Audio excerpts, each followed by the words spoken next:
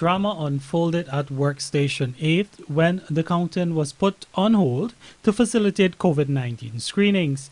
The Evening News understands that an APNU AFC agent was displaying flu-like symptoms, including sneezing and coughing, which resulted in the doctors on site to conduct screenings for COVID-19. The screening involved listening to persons breathing via stethoscope and taking their temperature.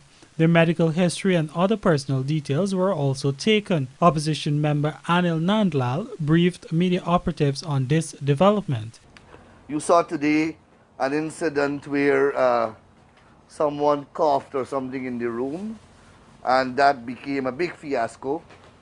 Doctors had to be called in. The process was stopped.